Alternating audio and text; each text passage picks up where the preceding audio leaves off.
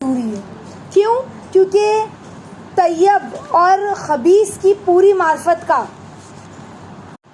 بجز آپ کے کوئی اور نہیں ہے. یعنی ہمیں سمجھ میں آتا ہے کیا چیز اچھی ہے اور کیا چیز بری ہے. کسے سمجھ میں آئے گا؟ جب ہم اللہ کے نبی کی زندگی کو سمجھیں گے.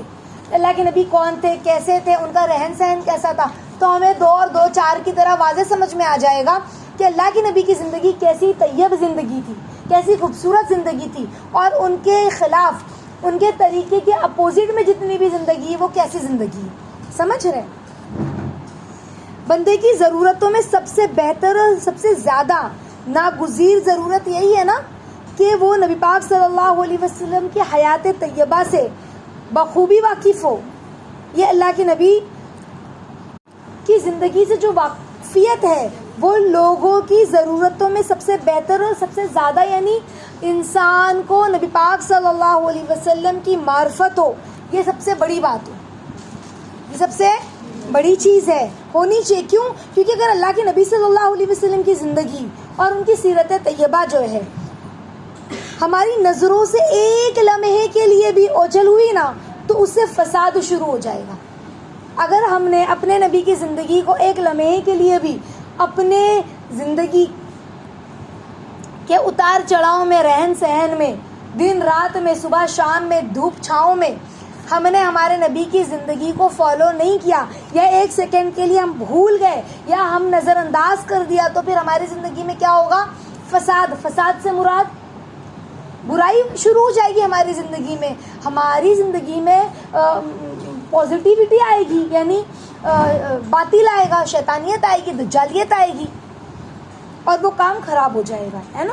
لیکن اس کا احساس زندہ لوگوں کو ہی تو ہوتا ہے نا. جس کا دل زندہ ہے اسے اللہ کے نبی کی سیرت، اللہ کے نبی کا اخلاق، اللہ کے نبی کا دن رات، ان کا احساس ہوتا ہے. جس کے دل میں اللہ کے نبی کی محبت، اس کا احساس ہی نہ ہو، اسے کیا سمجھ میں آئے کہ اللہ کے نبی کی زندگی کے خلاف چلنے میں کتنا بڑا وبال ہے؟ اسے سمجھ میں آئے نہ سمجھ میں آئے. مردہ دلوں کے لیے احساس کا سوال ہی نہیں پیدا ہوتا ہے. جس کا دل مردہ ہو اس کے دل میں اللہ کے نبی کا احساس آ ہی نہیں سکتا. چونکہ سعادت دارین کا جو دار و مدار ہے وہ نبی پاک صلی اللہ علیہ وسلم کی زندگی اسوہ حسنہ پر ہے. جتنا ہمارے اندر ہمارے نبی کا اسوہ آئے گا اتنا ہی ہم کامیابی کی طرف گامزن ہوتے چلے جائیں گے. سمجھ رہے؟ اسی لیے نجات اور سعادت کی جس کو خواہش ہے نا، اس کے لیے کیا ضروری ہے؟ ہم چاہتے ہیں نا ہماری نجات ہو، ہاں ہمیں سعادت ملے، نیک بختی ملے، تو ہمیں نبی پاک صلی اللہ علیہ وسلم کی جو سیرت مبارکہ ہے، ان کی جو سنت طیبہ ہے، اس سے ہمیں واقف ہونا ضروری ہے، اس کو جاننا ضروری ہے. ہمارے نبی کی کیا زندگی تھی، ان کا دن کیسا تھا، ان کی رات کیسی تھی، ان کی صبح شام کیسی تھی، ان کی زندگی میں کیسے کیسے حالات آئے اور انہوں نے ان حالات کو کس طرح ڈیل کیا. سمجھ رہے ہیں؟ تو یہ چیز ہمیں جاننا بہت ضروری ہے تاکہ جہالت کے دائرے سے ہم نکل سکیں. اور کچھ لوگ تو ایسے ہیں جو بالکل ہی محروم ہیں آج. کچھ وہی ہیں جو تھوڑے پر اکتفا کر رہے ہیں اور بعض خوب سعادت سے بہراور ہیں. کچھ لوگ تو ہمارے نبی کی تھوڑی بہت سنتیں زندگی میں ہیں تو کہا کہ ہاں ٹھیک ہے ہم عمل تو کر رہے ہیں، دسترخوان بچھا کے کھانا کھاتے، بیٹھ کے پانی پیتے، بس نا نماز پڑھتے 5 وقت کی، اور کیا چاہیے؟ اور کچھ نہیں ہے. لین دین، ہاں معاملات، پھر اخلاقیات، بہت ساری چیزیں ہمارے نبی کی زندگی کی جو ہمارے اندر ہونا ضروری ہے. کچھ لوگ جو ہے وہ تھوڑی سی ہمارے نبی کی زندگی کو لے کر مطمئن ہیں، اور کچھ لوگ جو ہے وہ اللہ کے فضل سے سعادت حاصل کر رہے ہیں، ہمارے نبی کی زندگی کو سیکھ رہے ہیں، عمل کر رہے ہیں، اور ہمارے نبی کے طریقے کو ڈھونڈ کر عمل کرتے ہیں کہ اس واقعے میں، اس طریقے پر ہمارے نبی نے ہمیں کیا سکھایا، ہمارے نبی نے ہمیں کیا تربیت دی. یہ اللہ کا فضل ہے نا، جسے اللہ چاہتا ہے اسے عطا کرتا ہے، اور اللہ رب العزت تو بہت بڑے فضل والے اور عظیم رب ہے. تو نبی پاک صلی اللہ علیہ وسلم کی سیرت طیبہ جو ہے وہ ایسا سدا بہار موضوع ہے نا ساتھیو، جس پر بے شمار لوگوں نے مختلف زبانوں میں لکھا ہے ہمارے نبی کی زندگی کو. بہت سارے لوگوں نے، بہت سارے رائٹر، الگ الگ زبان کے، الگ الگ کنٹری کے، الگ الگ دیش کے، الگ الگ مذہب والے، حتیٰ کہ اغیار نے بھی ہمارے نبی کی سیرت کو جب پڑھا تو انہوں نے بھی ہمارے نبی کے اوپر کتابیں لکھی. کہ جو مسلمانوں کے پروفٹ محمد تھے وہ ایسے اخلاق والے اور ایسے زبردست کردار والے. سمجھ میں آ رہی ہے بات؟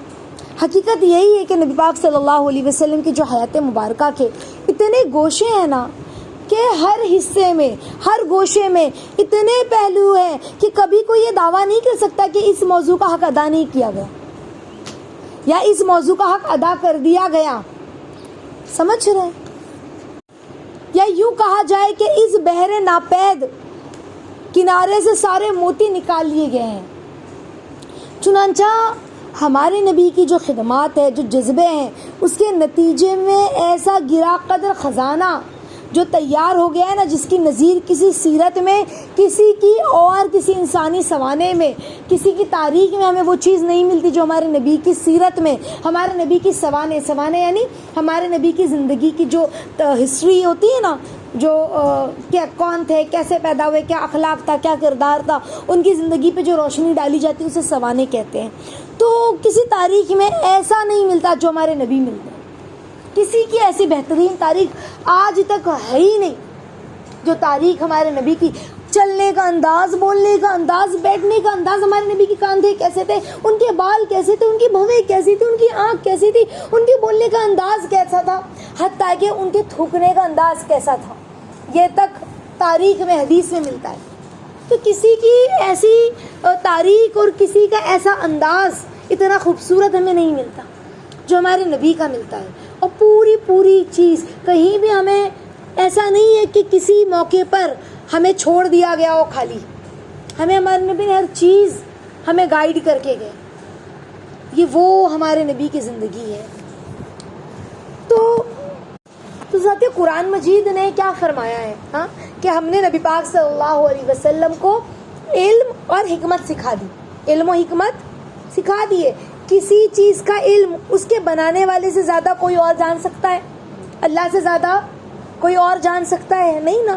پھر اللہ تو ویسے بھی علیم اور حکیم ہے، سب کچھ جاننے والے، حکمت والے. جس نے، جو خود علیم ہے، جو خود حکیم ہے، اس نے خود براہ راست ہمارے نبی کو سکھایا ہوگا تو اس کی قابلیت کا کوئی کنارہ ہوگا؟ جس کا شاگرد اللہ رب العزت جو علیم اور حکیم ہے اور ان کے شاگرد محمد رسول اللہ ہو تو وہ کیسے شاگرد ہوں گے؟ کیسے اللہ نے سکھایا ہوگا؟ سمجھ رہے ہیں بات؟ اور اللہ خود کتنا جاننے والے. تو جو اتنی نالج والے، اتنا جاننے والے، جنہوں نے ہمارے نبی کو نالج دی ہوگی، وہ نالج کیسی ہوگی؟ آ رہی بات سمجھ میں؟ تو کیا سکھایا ہمارے نبی کو؟ اس وقت میں سائنس تھی، اس وقت میں وہ کیا کہتے ہیں، مائکروسکوپ تھا، گلاسز تھے. اللہ کے نبی کو سکھا رہے مکھی ڈوبے نا تو اس کو نکالو، مکھی کو نکالو، ڈوب گئی ہے نا مکھی، کھانے میں گر گئی ہے، دال میں، چاول میں، شہد میں، کسی میٹھی چیز میں، دودھ میں مکھی آ کر گر گئی ہے. تو ہمارے نبی کو کیا سکھایا؟ اس کو نکالو پھر ڈبو. ایک بات سمجھ میں آئی کہ بیماری ہے تو شفا کا علاج بھی ہے. یہ میرے نبی کو اللہ نے سکھایا. کسی نے سکھایا؟ ہمارے نبی نے ریسرچ کیا تھا. چاہے جسم کے تعلق سے، چاہے روح کے تعلق سے ہو، اللہ نے اپنے بندوں پر مہربانی کا معاملہ کیا. کیسی کیسی چیزیں سکھلائی. مکھیوں کو پیدا کرنے والے نے بیماری بھی رکھی اور شفا بھی رکھی. اس کا مزاج بھی رب العالمین نے بتایا. مکھی کے اندر مزاج، جب مکھی گرتی ہے تو بیماری والے پر کے ساتھ گرتی ہے. جب وہ گرتی ہے نا کسی چیز پر تو وہ ایسے گرتی ہے کہ بیماری والا پر ڈوبتا ہے، شفا والا پر اوپر رہ جاتا ہے. اب کیا کہا؟ پورا نکالو اور پورا ڈبو، تاکہ جو بیماری آئی تھی نا تو شفا والا پر جب اس میں جائے تو وہ بیلنس ہو جائے. بیماری کا کوئی شفا جو ہے وہ بیماری کو ختم کر دے، شفا جو ہے وہ جراثیم کو ختم کر دے. سمجھ میں آ رہی؟ تو سائنسدانوں نے پھر ریسرچ کی اور ریسرچ کر بھی رہے. تو ان لوگوں کے لیے ان کو سمجھنے کے لیے اسی پنجرے کے انداز رکھتے ہیں. یعنی اللہ کے نبی کو جو سکھایا تو پھر وہ لوگ اسی چیز کو لے رہے اور اس پر ریسرچ کر رہے. کیا اللہ کے نبی کو کام نہیں تھا؟ قولوا لا الہ الا اللہ تفلحون، کہہ دو اللہ ایک ہے، کامیاب ہو جاؤ گے. تمام امت کے اندر پہنچانا تھا ہمارے نبی کو یہ محنت. تو ہمارے نبی کے پاس کہاں ٹائم تھا ریسرچ کرنے کا؟ ریسرچ کرنے کا ٹائم تھا ہمارے نبی کے پاس تو محنت تھی، ایک آواز جو سب سے جدا، پورا عرب کفر کا گڑھا، کوئی بھی اللہ کو پوجنے والا نہیں تھا، کوئی بھی ایک اللہ کی عبادت کرنے والا نہیں تھا، ایک ہی کی آواز تھی، ایک ہی کی صدا تھی جو سب سے جدا تھی. اور وہ صدا کیا تھی؟ ہمارے نبی کی، قولوا لا الہ الا اللہ تفلحون، کہہ دو اللہ ہے کہ کامیاب ہو جاؤ گے، کہہ دو اللہ ہے کہ کامیاب ہو جاؤ گے. اس کی محنت کرنی تھی، سب لوگوں تک دین پہنچانا تھا، ہر ایک کو اللہ کا پیغام سنانا تھا. ریسرچ کا ٹائم نہیں تھا ہمارے نبی کے پاس. 13 سال کی محنت تھی. اتنا وقت تھا ہمارے نبی کے پاس کہ جانوروں کے ساتھ رہتے ہمارے نبی، مکھیوں پر ریسرچ کرتے ہیں. جیسے نہیں ہم کسی ویڈیوز وغیرہ میں یا کسی پکچر میں دیکھتے ہیں، تصویر وغیرہ میں سائنٹسٹ ہوتے ہیں، پھر ان کے لیب میں یہ بھی ہوتا ہے، وہ بھی ہوتا ہے، وہ بھی ہوتا ہے. مکھی جو بند ہے ایک جار میں، ہاں، اور اس پر ریسرچ کی جا رہی. تھا ہمارے نبی کے پاس اتنا ٹائم مکھیوں کو پکڑ کر اس پر ریسرچ کرے، جانوروں پر ریسرچ کرے؟ ہاں، اتنا ٹائم ہی نہیں تھا. اللہ نے اپنے حبیب کو طبیب بھی بنایا. نبی پاک صلی اللہ علیہ وسلم کو کیا بنایا؟ طبیب. طبیب سمجھتا ہے کسی کہتا ہے ڈاکٹر. حبیب کو طبیب بھی بنایا. سائنٹسٹ لوگوں کے پاس کچھ نہیں ہے، سائنٹسٹ لوگوں کے پاس وہ اللہ کے نبی کے طریقوں کو لے کر ریسرچ کرتے رہتے ہیں، ورنہ وہ کس کس چیز پر دماغ لگاتے. اتنا دماغ لگانے کے لیے ان کو معلوم تو ہونا چاہیے تھا میں کس پر ریسرچ کروں. دیکھو ایک انسان ہوتا ہے، اب جیسے سائنٹسٹ کس چیز پر ریسرچ کرے تو کس پر ریسرچ کروں؟ اسلام میں بتایا گیا ہے کہ بیٹھ کے پانی پینا ہے، تو کیوں پینا ہے؟ اب اس پر ریسرچ کروں. کیا وجہ ہے؟ سمجھ رہے؟ سر ڈھاک کر جاؤ بیت الخلاء میں، کیوں جانا ہے؟ اب ان کے پاس تو وہ بیٹھے ہاتھ پہ ہاتھ رکھ کے کیا کروں کیا کروں. مسلمانوں میں یہ بات ہے کہ سر ڈھاک کے جانا ہے، کیوں جانا ہے؟ ذرا ہم اس پر ریسرچ کروں. تو ان کے پاس کچھ تھوڑی ہے دماغ لگانے کے لیے. کس پر ریسرچ کروں؟ جانوروں کی بولی، سمندروں کے اشارے، چاند سورج ان کی چاہت پر. حضرت بلال رضی اللہ تعالیٰ عنہ غلام، کیا لقب ملا؟ غلام محمد. کیا لقب ملا ہمارے حضرت بلال رضی اللہ تعالیٰ عنہ کو؟ غلام محمد. انہوں نے نبی پاک صلی اللہ علیہ وسلم کی غلامی کو ایسے اختیار کیا نا کہ ان کی نسبت پر بلال رضی اللہ تعالیٰ عنہ کی اذان نہیں ہوئی تو آسمانوں میں نماز نہیں ہوئی. ہاں، فرشتوں کے اندر صحابہ کی باتیں، اور فرشتے رشک کھایا کرتے تھے. ایک مکھی کو بنانے والے خالق نے کیا کہا؟ ادبنی ربی تادیبن. ہاں، اللہ کے نبی صلی اللہ علیہ وسلم کو بنانے کس نے بنایا؟ اللہ رب العزت نے. ہاں، اللہ کے نبی کہہ رہا ادبنی ربی تادیبن، ادب بھی مجھے میرے رب نے سکھایا. وہ ساری دنیا کو فصاحت سکھانے والا خود کتنا فصیح ہوگا. ہاں، وہ رب کتنا فصیح ہوگا. شفا کے 2 گھونٹ پی لو تاکہ بیماری سبب نہ بنے. ایمان والا جو ہوتا ہے نا، وہ دنیا اور آخرت کے لوگوں کو کام والا بامراد نظر آئے گا. ایمان والا. بیماری ہے تو اللہ نے شفا بھی رکھی ہے. ایمان والا تو ایسا جیتا ہے نا کہ ہر اعتبار سے ایمان والے کو اچھی زندگی. اور شان خدا کی قسم، کوئی ماں ہے نا اپنے بچے کی کیا تربیت کرتی ہوگی جیسی اللہ رب العزت نے اپنے نبی کی تربیت کی تھی، کہ ہمارے نبی کو تھوکنا تک سکھایا کہ حبیب کیسے تھوکتے ہیں. دیکھو ایسی تربیت ہمارے رب نے ہمارے نبی کی. ہاں، قرآن مجید جو ہے نا وہ 1400 سال قبل نازل ہوا، 1400 سال پہلے نازل ہوا. اس میں ایسی سائنسی حقائق موجود ہے نا جس کا انکشاف سائنسدانوں نے موجودہ زمانے میں اپنی تحقیقات کے ذریعے کیا، اور ان انکشافات کے ذریعے یہ بات روشن ہوئی، روز روشن کی طرح آیا ہوئی. انکشاف کیا یعنی سائنس آج اس پر ریسرچ کر کے کہہ رہی ہاں ایسی بات ہے، اور جو بات آج سائنس پروف کر رہی ہے وہ بات میرے نبی نے 1400 سال پہلے ہی قرآن میں، اللہ نے جو میرے نبی پہ قرآن اتارا اس میں بتلا دی. قرآن مجید حقیقت میں اللہ کا کلام ہے جو کہ ہمارے آقا اور مولا نبی پاک صلی اللہ علیہ وسلم پر نازل ہوا. یہ حقیقت جو ہے نا اس بات کا ثبوت ہے کہ ہمارے آقا اور مولا نبی پاک صلی اللہ علیہ وسلم جو ہیں اللہ کے آخری رسول ہیں. اور یہ بات انسانی عقل سے بالا تر ہے کہ کس طرح انسانی عقل کے اوپر کی باتیں ہیں یہ، کہ کس طرح 1400 سال پہلے ان حقائق کا انکشاف ہو چکا تھا، جبکہ کوئی لیب نہیں تھی، جبکہ کوئی مائکروسکوپ نہیں تھا، جبکہ دنیا نے اتنی ترقی نہیں کی تھی، اور 1400 سال پہلے اللہ رب العزت نے قرآن میں اتنی ساری باتیں بتلا دی. ہاں، جسے موجودہ زمانے کے سائنسدان جو ہے نا، وہ اپنی سائنسی طریقوں سے اور ترقی یافتہ آلات کے ذریعے وہ لوگ آج ظاہر کر رہے ہیں، اور وہ بات ہمیں 1400 سال پہلے بتلا دی گئی. جیسے میں نے اس سے پہلے آپ لوگوں کو بتلایا تھا نا کہ کیا کہتے ہیں، جیسے مثال کے طور پر ایک مولانا پیر ذوالفقار نقشبندی کہتے ہیں کہ ان کا ایک دوست ریٹائر ہو گیا، تو مسلم نہیں تھا، غیر مسلم تھا، تو کہا کہ بور ہو رہا ہوں، گھر پہ بیٹھا رہتا ہوں، کچھ ہے نہیں کرنے کے لیے. تو انہوں نے قرآن دیا ترجمے والا، ٹرانسلیشن کے ساتھ. تو جب انہوں نے پڑھا تو اس کے اندر لکھا تھا کہ پانی اور پانی کا اندھیرا، سمندر کا اندھیرا. تو وہ نیوی میں کام کرتے تھے، وہ جو ریٹائر شخص تھے کس میں کام کرتے تھے؟ نیوی میں. تو وہ حیران ہو گئے کہ سمندر کے اندر، دیکھو پہلے آج لوگوں نے اتنی ترقی کی کہ سمندر کے اندر جا سکتے آکسیجن لگا کے. پہلے 1400 سال پہلے سمندر کے اندر کون جاتا تھا ایسے ریسرچ کے لیے؟ سمجھ رہے؟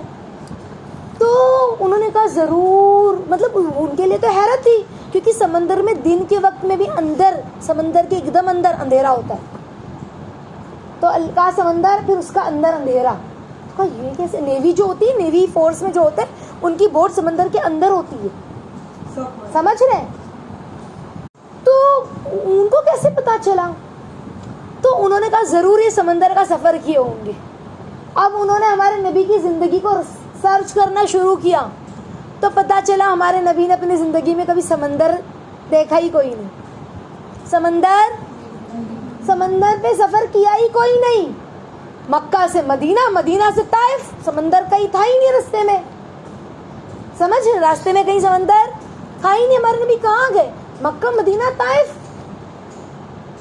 تو اتنا حیران ہوئے، اور یہ بات ان کے ایمان لانے کا سبب بنی کہ یہ آسمانی کتاب ہے، زمینی کتاب نہیں ہے.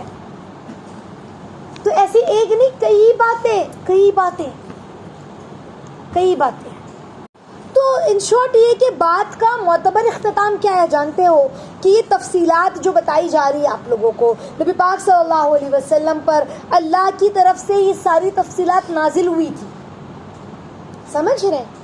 آپ صلی اللہ علیہ وسلم نے ان تمام تفصیلات کو خود نہیں ہمارے نبی جانتے تھے. کیوں؟ کیونکہ آپ صلی اللہ علیہ وسلم تو امی تھے، پڑھے لکھے نہیں تھے ہمارے نبی کہ بھئی پڑھا لکھے ہو، کسی کیا کہتے ہیں مدرسے میں یا کسی طبیب کے پاس بیٹھ کر انہوں نے کچھ نالج حاصل کی ہو، سیکھا ہو. نہیں، پڑھے لکھے نہیں تھے، امی تھے. کون تھے؟ امی تھے، پڑھے لکھے نہیں تھے. کیونکہ آپ صلی اللہ علیہ وسلم امی تھے نا، اور آپ صلی اللہ علیہ وسلم نے کوئی سائنسی تربیت بھی حاصل نہیں کی تھی. تو نبی پاک صلی اللہ علیہ وسلم آخر الزماں، آقائے نامدار، تاجدار حرم حضرت محمد مصطفیٰ صلی اللہ علیہ وسلم رحمت للعالمین بن کر آئے. زندگی کے ہر شعبے میں، زندگی کے ہر حصے میں ہم اپنی زندگی کو دیکھ لیں، انسانیت اور انسانوں کی تربیت اور رہنمائی کا سامان کیا ہے ہمارے نبی نے، تاکہ قیامت تک آنے والی نسلیں فیضیاب ہو جائیں. سمجھ رہے؟ انسانوں کو روحانی صحت کے ساتھ ساتھ جسمانی صحت کی بھی اشد ضرورت ہے. ہماری جسم بھی صحیح صحت مند ہو، اس کی بھی تو ضرورت ہے. روح اچھی ہو، ساتھ میں جسم بھی تو صحت مند ہو. ہاں، اسی لیے نبی پاک صلی اللہ علیہ وسلم نے اس پر بھی خصوصی توجہ دی اور ہمیں دلائی، یہ کرو، اس طرح کرو، یہ کھاؤ، یہ نہ کھاؤ، اس طرح کھاؤ، اس طرح رہو. صرف ہمیں روحانی تربیت نہیں دی کہ نماز پڑھو اور ذکر کرو، نہ، بلکہ ہمیں صحت کے اعتبار سے بھی بہت ساری ٹپس اللہ کے نبی نے دی، باتیں بتلائی.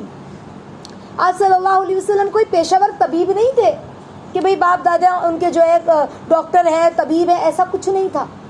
ایک ہوتا ہے نا، ہم ڈاکٹر نہیں لیکن ہمارے خاندان میں ڈاکٹر ہے، تو ہمیں معلوم پڑ جاتا ہے بھائی اس کی دوا یہ ہے. نہیں، میں نے اپنے ابا کو دیکھا ہے، میرا ابا حکیم تھے، میرے دادا حکیم تھے، تو وہ اس طرح بتایا کرتے تھے، میرے چچا حکیم تھے، وہ اس طرح بتایا کرتے تھے. تو ایسا کچھ بھی نہیں تھا. ہمارے نبی پیشہ ور طبیب نہیں تھے. اس کے باوجود آپ صلی اللہ علیہ وسلم نے علم طب کی چند ایسی قیمتی اصول اور ایسے قیمتی کال اور فعل بتائے نا، اگر ان پر عمل کیا جائے نا تو رہتی دنیا تک انسانیت اس سے فائدہ اٹھا سکتی ہے۔ آ رہی ہے بات سمجھ میں؟ وہ ہم بولتے ہیں نا اجوا کھجور، ہاں، اس کی جو بیج ہے اس کے پاؤڈر کو پھاکنے سے دل کی بیماری کے لیے شفا ہے، جس کو ہارٹ پرابلم ہو۔ تو میں نے کہیں پڑھا تھا یہ واقعہ جو مجھے دھندلا دھندلا یاد ہے کہ حضرت سعد بن ابی وقاص رضی اللہ تعالیٰ عنہ غالباً ان کے دل میں سینے میں درد ہوا، درد کی شکایت ہوئی، تو اللہ کے نبی نے فرمایا اجوا کھجور کی گٹلی کا پاؤڈر کھانے کے لیے، اس کو پیس کر کھانے کے لیے، کوٹ کر کھانے کے لیے، سمجھ رہے؟ تو آج جب سائنس بھی ریسرچ کرتے تو کہتے ہیں کہ اجوا کھجور کی بیج میں اتنی شفا ہے، سبحان اللہ العظیم۔ اس وقت ہارٹ کی بیماری کیا ہوتی کسی کو اتنا معلوم تھا؟ ہاں، کہ بھئی ایسا ہو جاتا ہے اور بلاک ہو جاتا ہے اور یہ ہو جاتا ہے اور اس طرح سے، اللہ کے نبی نے کہا کھجور کی اجوا کھجور کی بیج کھانے، سمجھ رہے؟ تو اللہ کے نبی نے بہت ساری ایسی طبی ہمیں ٹپس دیے ہیں، کچھ ایسے چند زرعی روشن قیمتی اصول بتلائے طب کے۔ آپ صلی اللہ علیہ وسلم نے دنیا کے پہلے طبیب ہیں جنہوں نے دل کے دورے کی نہ صرف تشخیص کی بلکہ علاج بھی کیا۔ میں نے بھی آپ لوگوں کو بتایا نا، جبکہ ایسے مؤثر علاج آج بھی ممکن نہیں ہے جو ہمارے نبی نے بتلایا ہے نا۔ لوکی کھانے سے ٹھنڈک ہوتی ہے، دل مضبوط ہوتا ہے، اللہ کے نبی نے ہمیں بتلایا۔ آج اگر انسان واقعی میں اس طرح سے جس طرح ہمارے نبی بتلاتے ہیں کھائے پیے تو صحت مند رہے گا، ہے نا۔ آج ہمیں لوکی بھی چاہیے تو خوب تیل میں ڈوبی ہوئی، تو بتاؤ ہم نے صحت کو کیا کیا؟ بگاڑ دیا۔ صحت کو کیا کیا؟ باذن اللہ بگاڑ دیا۔ اور ہم کہہ رہے ہیں بھائی کوئی ٹھنڈک ہی نہیں مل رہی ہے، ہاں تو کیسے ملے گی؟ انہوں نے آلات تناسل کے سرطانوں سے بچاؤ کے لیے ختنہ جاری کیا، اللہ کے نبی نے۔ سرطان جو ہے یہ ایک پھوڑا ہوتا ہے جو انسان جس سے ہلاک بھی ہو جاتا ہے، تو اگر کسی کی ختنہ نہیں ہوتی ہے تو اس کو اس پھوڑے کا ڈر ہوتا ہے، سمجھ رہے؟ تو اللہ کے نبی صلی اللہ علیہ وسلم نے ختنے کے ذریعے جو ہے وہ سرطان کی بیماری سے بچاؤ کا علاج کیا، دل اور گردوں کی بیماری سے پیدا ہونے والی ساری جسم کی جو سوجن ہے اس کا علاج کیا، بواسیر کا ادویہ سے علاج کیا، کس طرح سے بواسیر سے بچا جائے، پیٹ سے پانی نکالنے کا آپریشن ایجاد کیا، دنیائے طب کو عصمت سے لے کر ورث تک